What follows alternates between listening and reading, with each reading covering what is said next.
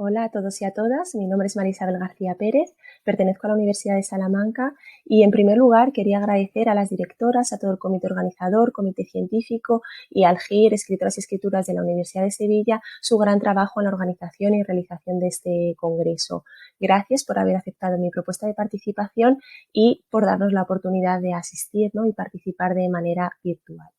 La comunicación que presentaré a continuación lleva por título El personaje de la femme fatale en las novelas Circe y Mario un artista di café concerto de Annie Vivanti. Antes de adentrarnos en el análisis de estas dos obras de Annie Vivanti, quería hablaros de la trayectoria personal y profesional de esta gran escritora y periodista italiana, desconocida para muchos hoy en día y que para mí ha sido recientemente un gran descubrimiento. Anna Emilia Vivanti, más conocida como Annie Vivanti, fue una brillante escritora y periodista anglo-italiana que vivió a caballo entre los siglos XIX y XX.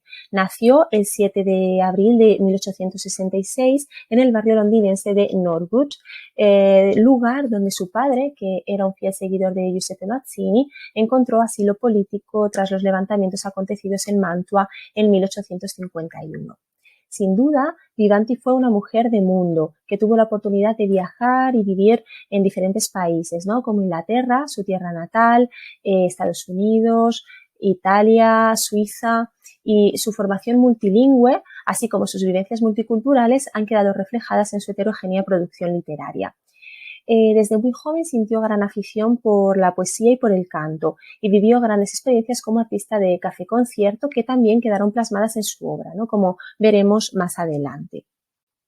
Debutó en el panorama literario con la colección de poemas lírica, publicada en 1890, con un prólogo del gran poeta y futuro premio Nobel Giosuè Carducci, con la que obtuvo un éxito inmediato, como no podía ser de otra manera. A Annie Vivanti y Giosuè Carducci les unía su pasión por la poesía y cuando se conocieron en Bolonia se enamoraron inmediatamente. Pero la relación entre el célebre poeta de 55 años y la escritora, la noble escritora de 24, causó un gran escándalo entre la sociedad italiana de finales del siglo XIX.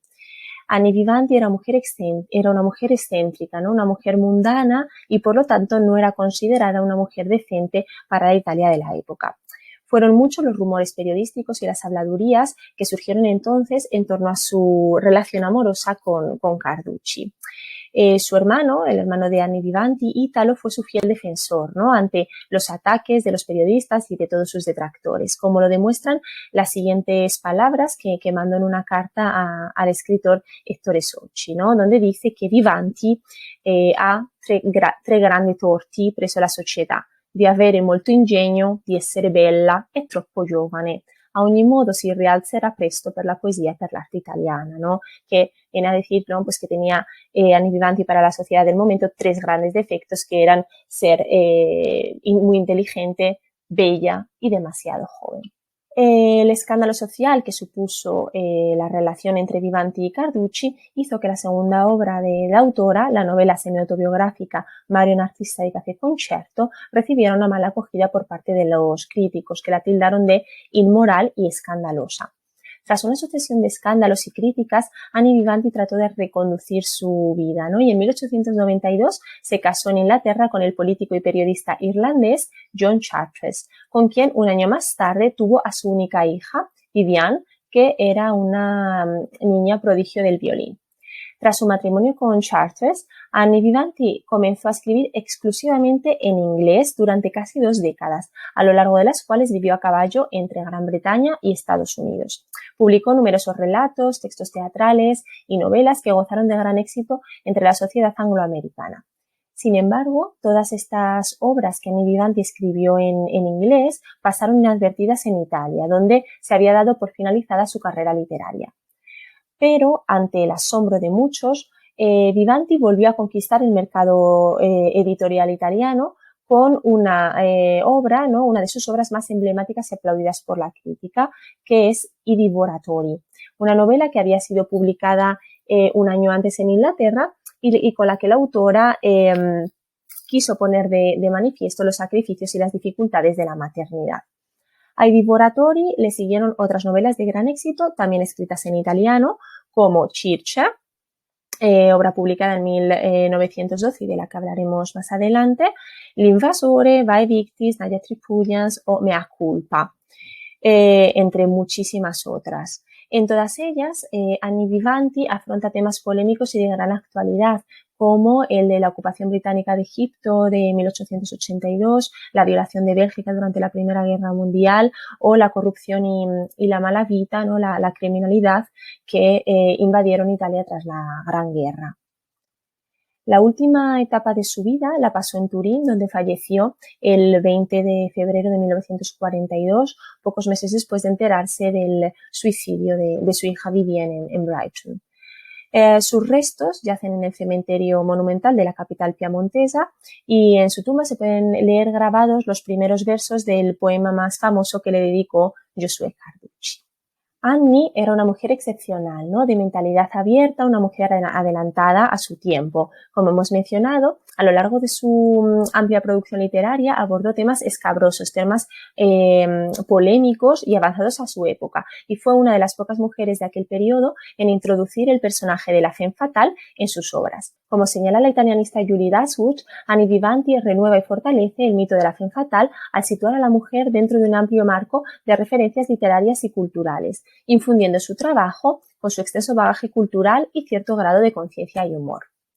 Probablemente el ejemplo más evidente del arquetipo vivantiano de mujer fatal lo encontramos en la novela Circe, una novela confesión sobre la vida de María Tarnowska, una aristócrata rusa que fue acusada junto con dos de sus amantes de haber sido cómplice del asesinato de su futuro marido, ¿no? Y también amante, el conde Paolo Kamarowski. La historia de la condesa acaparó la atención de los medios y de la opinión pública internacional, convirtiéndose a sí mismo en el argumento de varios artículos y obras literarias. La historia de María Tarnowska también despertó el interés de Annie Vivanti, ¿no? Que enseguida quiso ir a entrevistarla a la cárcel de mujeres de Trani, situada en la región de Apulia, donde María cumplió condena hasta que fue liberada en 1915. La entrevista dio lugar a la publicación de la novela narrada en primera persona, Circe, il romanzo di Maria Tarnowska, que, como hemos dicho antes, no fue publicada en 1912. Con la publicación de Circe, Annie Vivanti quiso ir más allá de los escándalos que rodeaban a la figura de María Tarnowska, ¿no? Que estaba inmersa en una vorágine de crimen, drogas y demás delitos. Vivanti quería dar una imagen distinta de María de la que se estaba divulgando en los periódicos europeos e internacionales. Es importante señalar también que existen dudas acerca del grado de veracidad de la obra, ¿no? Y es posible que no todos los datos que aporta la autora sean reales. Aún así, entre datos históricos y ficcionales, Annie Vivanti quiso realizar una clara defensa de la figura de María Tarnowska, ¿no? A quien presenta como una femme fatale que es a su vez víctima de las circunstancias, como veremos a continuación. Cuando María Tarnowska es tan solo una niña, se casa con Vasili, uno de sus muchos pretendientes. Desde el principio, Vasili la desprecia, la humilla y le dice una y otra vez que es muy aburrida, ¿no? Le dice, sei noiosa, sei extraordinariamente noiosa, sei insoportablemente noiosa. Un día María se entera de que su marido ha tenido una hija con otra mujer y él no solo se lo confirma, sino que también aprovecha la ocasión para acusarla de no poder tener hijos, ¿no? Según él, de lo aburrida que es. Y le dice, ma poiché da te non potrò mai averne, ¿no? Di figli, ¿sí? No podré tener hijos. Gridò, noiosa che sei, non puoi neppure aver figli. Tu non avrai mai figli, sei anormale, non sei una donna. Estas palabras durísimas hieren profundamente la sensibilidad de la protagonista, que pronto descubrirá que nada de lo que había dicho Vasili es cierto, ¿no? Porque juntos tendrán dos hijos, Tania y Tioka. Vasili es un hombre disoluto, libertino, tiene muchas amantes, conoce a mucha gente y mientras él disfruta de una vida ociosa y suntuosa, María pasa los días y las noches sola en casa esperando a que él regrese. Una noche, sin embargo, cansada de los continuos desprecios y de la falta de amor y respeto que siente por parte de su esposo, María Tarnowska decide ponerse un sensual vestido rojo y dirigirse al restaurante en el que se encontraba Vasili. Esa noche significa el primer punto de inflexión en la vida de la condesa rusa. ¿sí? Que se rebela contra su condición de mujer dócil y sumisa para pasar a convertirse en una radiante femme fatale, en una incendiatrice. Es así como la describe Vasili cuando la ve entrar en el hotel, ¿no? En el que se encontraba. Todos los allí presentes quedan asombrados con la belleza de María, a quien cubren de halagos. A partir de ese momento, para Vasili, María pasa de ser un fiocco di neve, es decir, una mujer inocente, sensible, aburrida, ¿no? Según él, a convertirse en una incendiatrice, ¿no? Del verbo incendiare, ¿no? En el sentido de que hace alusión a la fogosidad, ¿sí? De María. Vasili, orgulloso y complacido de la belleza de su joven esposa, decide llevarla consigo a todas las cenas, juergas y orgías, y desde ese momento ella siente que su juventud se está esfumando repentinamente. Sin embargo, el apodo de incendiatrice, ¿no? Le dura poco a nuestra protagonista, porque cuando da luz a su hijo Tioca, su sensualidad y fogosidad se desvanecen. Para Vasili deja de ser la incendiatrice y pasa a ser blanda como una madonnina. Además, esa evolución que habíamos visto en María, ¿no? Cuando decidió salir de casa con el exuberante vestido rojo y dirigirse al restaurante en el que se encontraban Vasili y sus amigos, pues también se interrumpe, ¿no? Esa evolución. La maternidad hace que su marido se aleje de ella y la condesa se encuentra perdida en el mundo.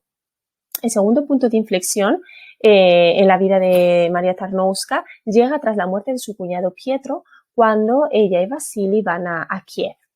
Es en la capital ucraniana donde la figura de María experimenta de nuevo una evolución significativa, ¿no? Porque en Kiev conoce al gran amante de su juventud, que es el joven polaco Sergio Wojciechowski, a quien Vasili pega un tiro motivado por un ataque de celos y este muere a los pocos meses. En Kiev, todos los hombres admiran la belleza y simpatía de la condesa, ¿no? María tiene muchos amantes y Vasili toma de su propia medicina.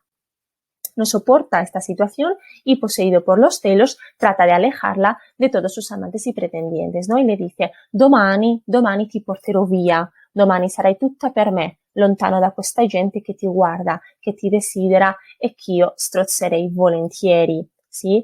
Pero, a pesar de los esfuerzos de Vasili, la belleza y el éxito de María entre los hombres la convirtieron en una aclamada femme fatale y fueron numerosos los varones que sucumbieron a sus encantos, ¿no? Entre ellos se encontraban los tres amantes que marcarían su destino criminal, que son el abogado Prilukov, Donato Prilukov, el conde Paolo Kamarowski y el joven Nikola Naumov, ¿no? Que fue quien ejecutó el asesinato de Kamarowski. A raíz de las relaciones que mantuvo con cada uno de ellos, María se vio envuelta en un sinfín de conflictos amorosos y económicos que la condenaron a un destino infausto, rodeado de eventos violentos, de locuras, de obsesiones. ¿Sí? Es así como Annie Vivanti describe la transformación de la condesa rusa, que fue sometida a una vida tormentosa, marcada por las infidelidades de su marido, también por el miedo de perder a sus hijos, por la enfermedad, ¿sí? Porque padecía de alucinaciones, por las drogas, porque consumía cocaína, y también la miseria, ¿no? Porque la falta de dinero fue precisamente una de las principales motivaciones del asesinato de Kamarowski. Aun con todo, Churchill se presenta como una defensa de María Tarnowska, ¿no? Una mujer valerosa y fascinante que, a pesar de sus innumerables miedos y obsesiones, lucha por romper con un pasado de sumisión, dependencia y conformismo, pero que finalmente termina siendo víctima de las circunstancias de una vida tormentosa. Es curioso cómo Annie Vivanti participa de la historia de María Tarnowska, ¿no? Y se siente en cierto modo identificada con el personaje, como si fuera un reflejo de sus propias actitudes o de eventos de su vida, ¿no? Cuando termina la novela y la autora se despide de la condesa, ¿no? en la cárcel de Trani, siente que entre ellas existe una conexión especial y que probablemente tan solo las separe un único hilo de la telaraña del destino, ¿no? Como dice esta cita al final del libro, sì? Maria Tarnowskaja e io ci guardiamo negli occhi per l'ultima volta, due donne, due anime, due destini che un abisso separa, che un mondo divide, o non è forse un solo filo della ragnatela del caso che ci rende dissimili? El arquetipo de la femme fatale es un personaje recurrente en la producción literaria de Annie Vivanti. Junto con María Tarnowska, La figura de la mujer fatal vivantiana también está representada en su primera novela, Marion, artista di café concierto, y en el personaje de Marion, ¿no? de la protagonista. Recordemos que Marion, artista di café concierto, es una novela de fuertes tintes autobiográficos, en la que Annie Vivanti narra la historia de Marion, una joven y bella artista de café chantant que se enamora perdidamente de un humilde poeta llamado Mario. A pesar del gran éxito de Marion con los hombres, la joven conoce las desventuras del amor cuando descubre que Marion se ha casado con otra mujer. La obsesión que Marion siente por Mario la conducirá a un trágico final. Marion es el precursor de los personajes vivantianos. Como ya hemos mencionado, Annie Vivanti pasó una temporada de su juventud trabajando como artista en el variopinto mundo del café concierto. Y en palabras del editor de la obra, de Carlo Caporosi, esta experiencia de vida bohemia siempre quedó reflejada en su vida personal y en su producción literaria, ¿no? Dice, Annie Vivanti vive il teatro e in virtù della sua giovinezza ne fa un'esperienza assoluta che la porterà a teatralizzare continuamente la sua vita e la sua letteratura nel continuo interscambio, talora anche nel voluto equivoco fra persona e personaggio. Hace referencia a esa correlación directa, ¿no? A esa interacción que hay entre persona, autora y el personaje. De hecho, antes de que surgiera el personaje literario de Marion, la autora, Vivanti, ya había utilizado ese nombre en una carta que envió a un propietario de un café concierto de Génova y que ella misma firmó con el seudónimo de George Marion. Es así como la autora logra transformar en arte la propia realidad, ¿no? Convirtiendo el personaje de Marion en una especie de alter ego. Curiosamente, son muchas las semejanzas que pueden encontrarse entre los personajes de María Tarnowska y Marion, ¿no? Y que por consiguiente confirmarían la patente conexión que existen entre la autora, entre Annie Vivanti y la condesa rusa. La analogía más evidente nos conduce de nuevo al arquetipo de femme fatale vivantiano, ya que ambos personajes femeninos son representados como un objeto de deseo por parte de los hombres. Al igual que la condesa, Marion pasaba las veladas rodeada de hombres que trataban de conquistarla con halagos y cumplidos. Además de su belleza y su sensualidad y del éxito que ambas despertaban entre los hombres, otro aspecto que tienen en común las historias de María Tarnowska y Marion es el amor puro y verdadero que sienten por Bocevsky y Mario respectivamente. Por último, el amor será precisamente el principal detonante del destino fatal determinado por el crimen al que se enfrentan las dos protagonistas. En definitiva, Annie Vivanti se presenta como una escritora excepcional, ¿no? Capaz de combinar de forma magistral experiencias de vida con la creación literaria, como hemos visto con el personaje de Marion, que encarna el periodo artístico que vivió la escritora durante su adolescencia. Además, esta capacidad de entrelazar lo verosímil y lo ficcional también se ve reflejada en la obra dedicada a María Tarnowska, ¿no? Con quien se siente profundamente identificada, como demuestran las analogías existentes entre los personajes de Marion, que es el alter ego de Vivanti, y María Tarnowska. En conclusión, las novelas Circe y Marion, artista di café concierto recogen las vivencias de dos mujeres que, a pesar del manifiesto abismo que las separa, comparten actitudes y experiencias de vida muy similares. Muchísimas gracias por vuestra atención.